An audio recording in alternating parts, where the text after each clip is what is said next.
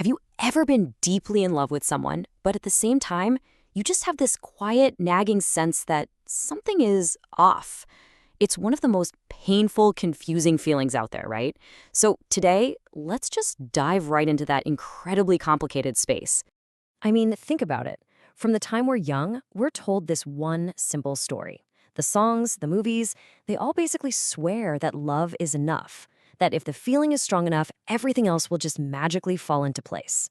But, life is usually a lot more complicated than a movie script. What happens when you absolutely adore the person right in front of you, but you start to realize you're both building entirely different lives? That's the huge question we're going to tackle. And let's be super clear about what we're talking about here. This is not about toxic relationships or abuse or somebody being a bad person. No. This is about two genuinely good people with real, honest feelings for each other who just happen to be heading in completely different directions. So to really wrap our heads around this, we have to do something that feels a little weird. We need to separate two big ideas that we usually smash together: the feeling of love and the function of alignment. They sound like they should be the same thing, but trust me, they operate on totally different levels. Okay, so let's break that down. Love, that's the feeling, right? It's the chemistry, the emotional bond, that spark. It's how you feel close to someone. But alignment? That's the structural stuff. That's the how do we actually build a life together part. It's about compatibility. And here's the kicker. You can absolutely 100% have one without the other. So alignment, it's asking a totally different set of questions. It's not how do I feel about you right now? It's more like, how do we function together? Do our life goals even point in the same general direction? Do we move through life at a speed that works for both of us? See, love makes you feel close in the moment, but alignment, that's what decides if you can actually build something that's going to last. Now, this kind of misalignment, it almost never shows up with a big dramatic crash. It's way more subtle than that. It usually starts as a whisper. Just a series of little moments that give you that quiet, nagging feeling that something is just a little bit off.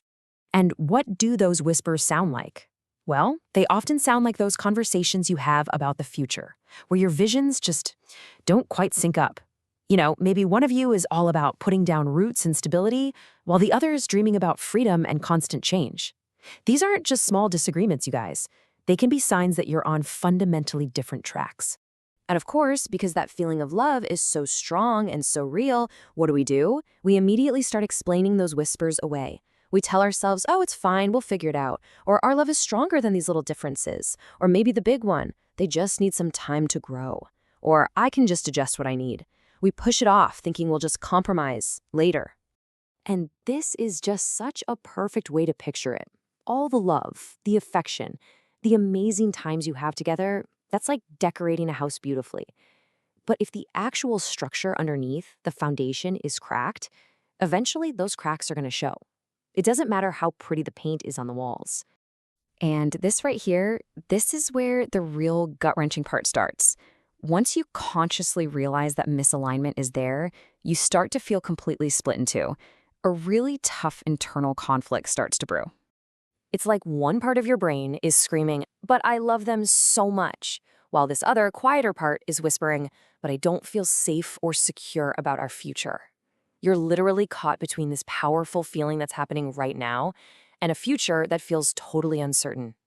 And that's exactly why it is so confusing. It's never just bad. The relationship becomes this weird cocktail of real, genuine connection and affection, but it's always being undercut by this hum of anxiety and doubt. You're feeling both things at the exact same time, this constant push-pull between loving them and this friction that never seems to go away. And that friction, well, it often comes from a really deep place. And that place is your values. See, one of the deepest, most fundamental forms of alignment really just comes down to what you value in life. Think of your values as your internal compass. They're your personal North Star. They guide literally everything. Your decisions about money, family, ambition, respect. They are the absolute architecture of the life you're trying to build. So naturally, this all leads to the one question everybody in the spot asks themselves: can this be fixed? Is it actually possible for two people to bridge a gap this fundamental? And the honest answer is maybe. But, and this is a huge but, it takes an incredible amount of work from both people.